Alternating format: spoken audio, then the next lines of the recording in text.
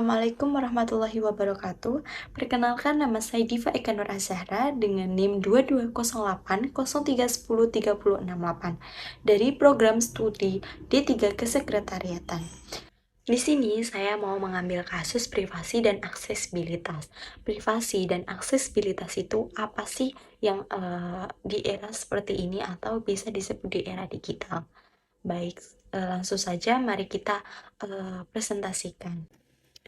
Privasi dan aksesibilitas di era digital ini, privasi dan aksesibilitas informasi keduanya sangat penting. Bagaimana kita dapat menjaga keamanan data pribadi kita sambil memastikan informasi dapat diakses secara mudah dan adil.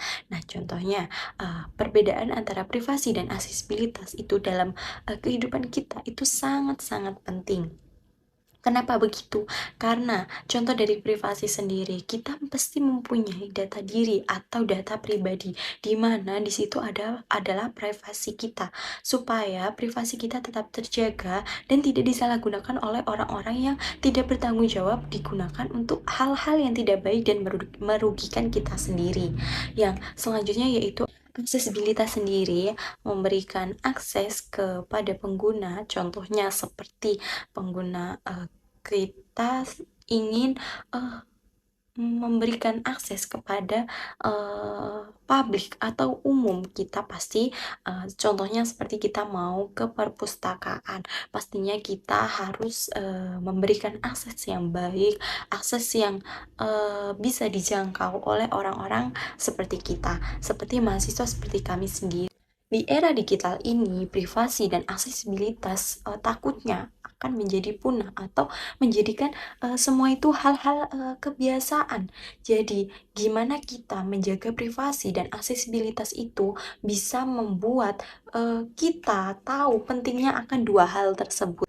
Di era digital ini, kita juga pasti tahu semua orang menggunakan gadget atau internet, di mana takutnya data pribadi kita disalahgunakan oleh orang-orang yang tidak bertanggung jawab. Contohnya seperti kalau kita tidak tahu atau kebocoran dalam data pribadi kita sendiri, itu bisa dijadikan seperti bahan penipuan. Sekarang marak sekali dibuat bahan penipuan dengan data pribadi kita sendiri. Contohnya seperti nomor telepon kita atau bahkan sosmed kita, itu sekarang sangat marak sekali di dunia maya.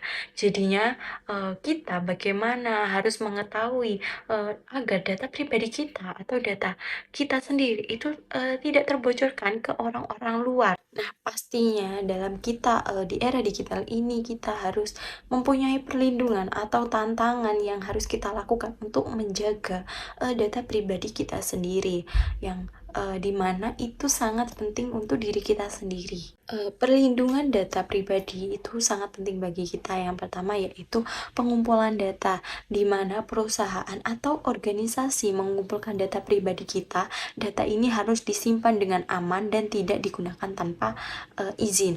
Nah, di sini sebagai seumpama kita sebagai karyawan, kita juga harus tahu menau akan data pribadi kita sendiri yang kita serahkan ke organisasi atau ke perusahaan tersebut, di mana kita harus mengetahui kebijakan atau privasi polisi sendiri di perusahaan atau organisasi tersebut.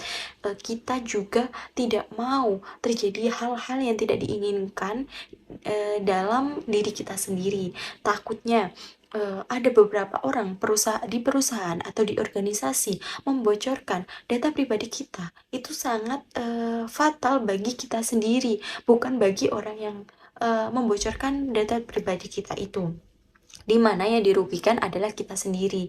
Jadi kita juga harus tahu menau, kita mengasihkan data pribadi tersebut kepada organisasi atau perusahaan, kita juga harus tahu bagaimana kebijakan dalam menjaga data privasi kita. Nah, kita juga jangan mudah percaya kepada orang-orang yang kiranya mengaku sebagai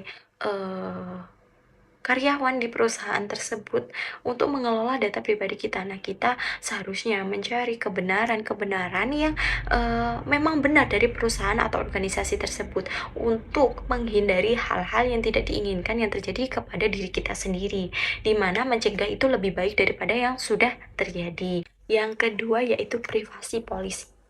Sudah saya sebutkan dari beberapa yang saya bicarakan tadi, privasi policy itu semua organisasi yang mengumpulkan data harus memiliki kebijakan privasi yang jelas yang menjaga keamanan dan privasi data pribadi kita.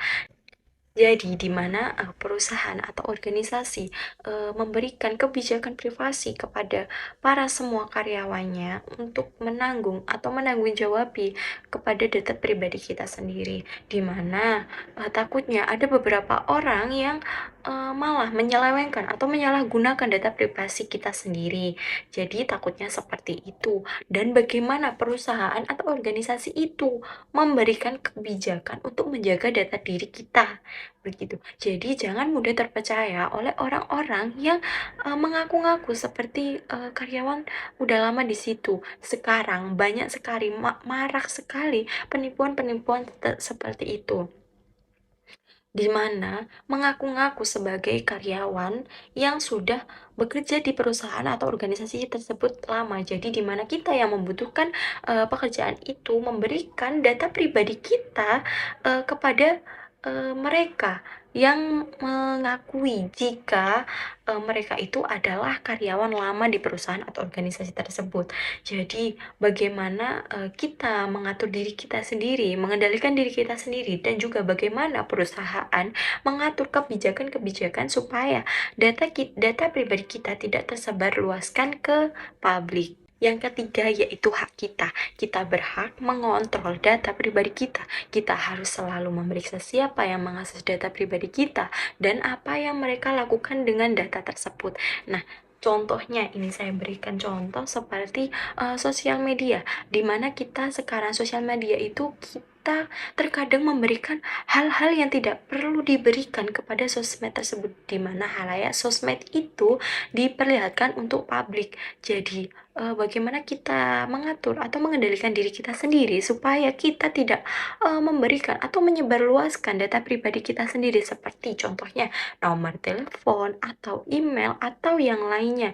Jadi kita itu tidak mengetahui atau memberikan secara tidak langsung kepada publik begitu. Sekarang banyak sekali sosmed yang disalahgunakan oleh orang-orang yang tidak bertanggung jawab. Nah, jadi seumpama kita berada di dalam suatu organisasi atau suatu perusahaan dengan dimintai apa data pribadi tersebut, kita juga harus memeriksa akses atau meminta akses kepada organisasi atau perusahaan tersebut. Siapa sih yang mengakses data kita? Siapa saja sih yang melihat data kita? Supaya kita juga tahu data kita itu mau diapakan atau mau seumpama terjadi hal-hal yang tidak diinginkan. Jadi kita tahu, jadi kita menanggulangi kayak, oh ini dataku mau disalahgunakan. Jadi kita tahu kalau data itu mau disalahgunakan dengan orang yang tidak bertanggung jawab gitu. Jadi kita juga harus meminta akses tersebut kepada organisasi dan perusahaan supaya menghindari hal-hal yang tidak diinginkan. Sebelumnya yang sudah saya bicarakan ini tadi itu adalah perlindungan atau pelindungan untuk menjaga data diri kita supaya tidak mudah diakses atau tidak mudah dipergunakan, disalahgunakan oleh orang-orang yang tidak bertanggung jawab. Nah, selanjutnya itu ada tantangan dalam menjaga privasi kita sendiri. Yang pertama, yaitu teknologi sekarang itu sangat canggih, di mana teknologi terus berkembang dan menciptakan tantangan baru dalam menjaga privasi kita. Contohnya seperti algoritma dan AI dapat memprediksi perilaku kita berdasarkan data yang mereka kumpulkan.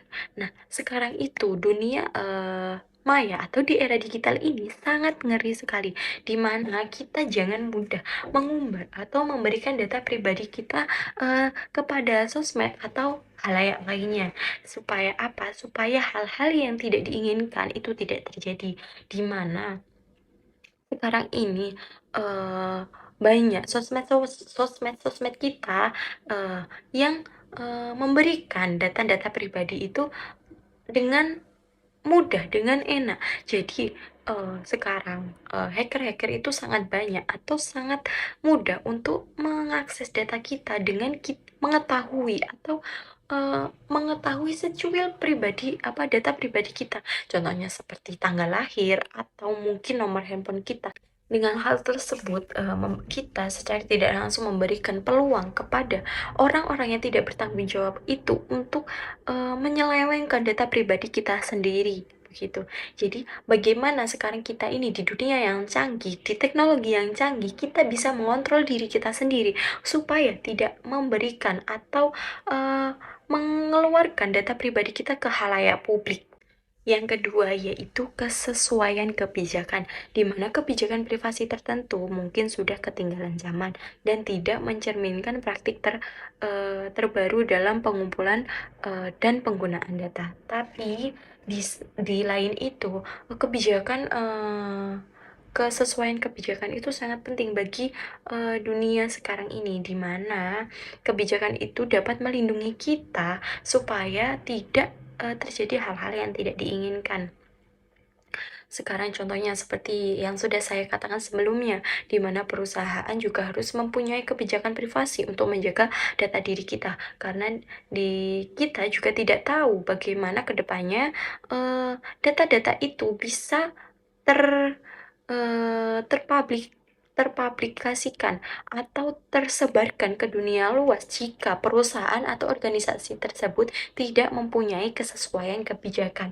Nah, jadinya juga penting mencari atau kita juga mengetahui kebijakan-kebijakan untuk menjaga data pribadi kita sendiri di dalam suatu perusahaan. Yang ketiga yaitu kesadaran pengguna, di mana human error adalah faktor yang penting dalam keamanan data. Terkadang, pengguna secara tidak sengaja memberikan informasi sensitif mereka dan mengorbankan privasinya.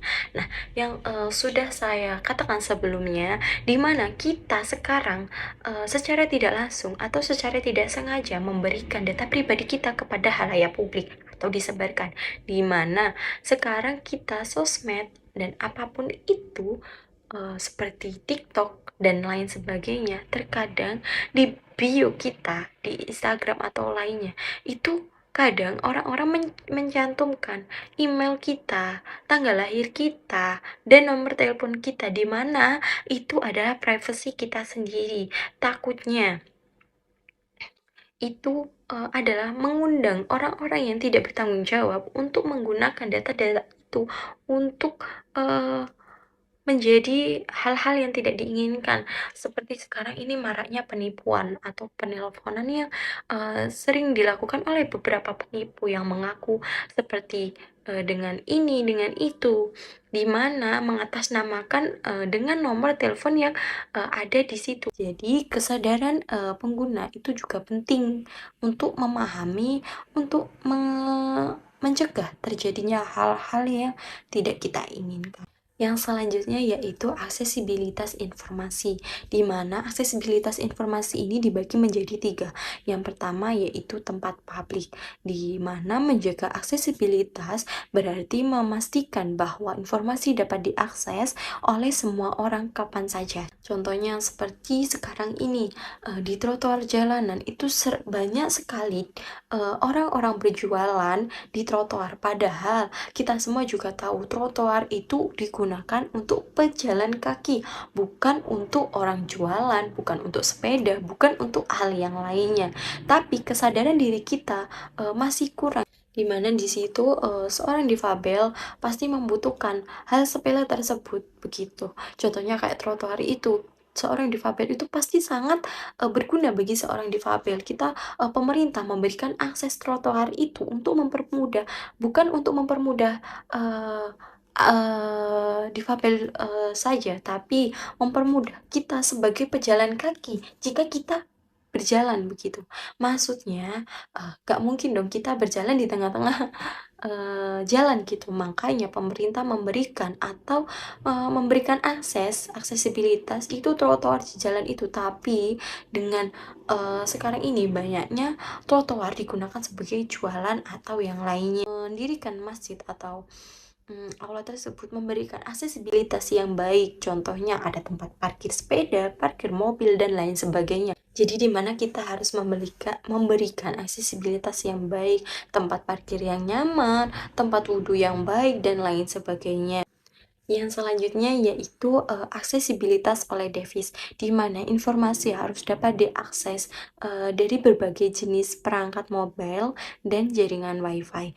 Contoh kecilnya seperti kita sekarang sebagai mahasiswa sendiri, kita absen pun sekarang menggunakan handphone atau menggunakan internet. Nah, di mana di situ kita harus memberikan akses yang baik kepada mahasiswanya, di mana kita dapat mengakses hal tersebut dengan WiFi yang mudah.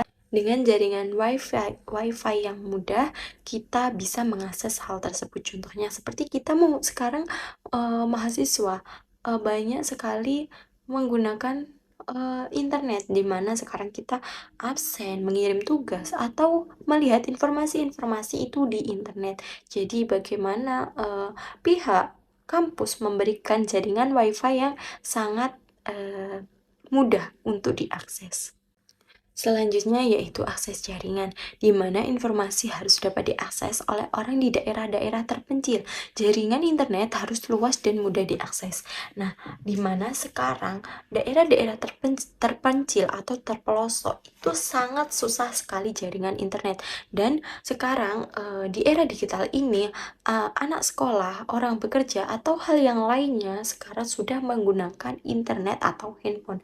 Jadi, jaringan internet yang baik itu juga penting bagi kehidupan mereka yang ada di daerah-daerah terpencil atau terpelosok, di mana mereka juga membutuhkan internet tersebut untuk mengakses sekolah, mengakses informasi sekolah, dan untuk para pekerja gimana caranya mengakses atau mencari informasi yang relevan di dunia kerjanya, begitu. Dengan di pemerintahan ini, di Indonesia ini, ada beberapa desa-desa terpelosok atau desa-desa terpencil yang masih kekurangan jaringan internet, yang masih jaringan internetnya itu sangat terbatas, di mana ada beberapa berita dari daerah-daerah terpelosok atau terpencil itu mereka harus berjalan kaki beberapa kilometer untuk mendapatkan jaringan internet tersebut, untuk mengakses sekolah, supaya untuk bisa mengakses sekolah, informasi pekerjaan atau hal yang lainnya. Karena apa? Jaringan internet juga sangat penting bagi mereka-mereka yang ada di desa-desa terpencil atau terpelosok, karena mereka juga butuh informasi-informasi tentang semua hal yang ada di sana. Yang selanjutnya yaitu pentingnya aksesibilitas. Yang pertama yaitu inklusivitas, di mana tidak semua orang dapat membeli perangkat mahal atau memiliki koneksi internet yang kencang. Menjadikan informasi mudah diakses berarti memperluas inklusi dan kesetaraan. Jadi kita memberikan jaringan yang luas itu sama saja memberikan kesetaraan bagi mereka. Yang selanjutnya yaitu pendidikan, di mana meningkatkan aksesibilitas informasi berarti meningkatkan akses ke peluang pendidikan dan memungkinkan lebih banyaknya orang menjadi lebih terdidik. Nah, sekarang kita dapat mencari informasi-informasi itu dengan cara otodidak, di mana kita bisa mencari di internet. Mereka jadi mengetahui dan memahami berbagai informasi-informasi yang belum mereka ketahui. Yang selanjutnya yaitu pengembangan ekonomi. Dengan meningkatkan aksesibilitas informasi, kita dapat membuka peluang bisnis baru dan mendapatkan akses yang lebih mudah ke pasar global. Nah, sekarang ini sangat banyak sekali pasar-pasar online, toko-toko online, dan kita dapat membeli secara online jika jaringan kita sangat baik, jika jaringan kita sangat memadai, di mana banyak contohnya sekarang ada Shopee, ada Lazada, dan lain sebagainya. lainnya, mempermudah kita, dan secara tidak langsung kita memberikan peluang atau pengembangan ekonomi mereka, di mana biasanya toko online itu omsetnya lebih besar dari toko offline. Yang selanjutnya yaitu membangun keseimbangan antara privasi dan aksesibilitas. Karena dua hal ini sangat penting bagi kita sekarang ini, dimana di era digital ini ada beberapa orang yang masih menyepelekan hal tersebut. Yang pertama yaitu transparansi, dimana kita harus transparan tentang informasi apa yang kita kumpulkan dan bagaimana kita akan menggunakannya. Jadi kita harus memberikan transparansi. Yang kedua yaitu opt-in, di mana pengguna atau kita sendiri harus memberikan izin sebelum data pribadi kita digunakan oleh mereka atau organisasi atau perusahaan tersebut, di mana kita harus mengizinkan atau memberi izin kepada perusahaan atau organisasi tersebut untuk menggunakan data pribadi kita untuk hal apa, untuk bagaimana. Jadi kita harus tahu dan kita harus memberi izin. Yang selanjutnya yaitu intervensi pengguna, di mana pengguna harus dapat membuat perubahan atau menarik izin mereka kapan saja mereka mau. Nah, yang sudah saya bicarakan sebelumnya, di saat kita memberikan izin, kita harus tahu data pribadi kita itu digunakan untuk apa, untuk hal yang bagaimana.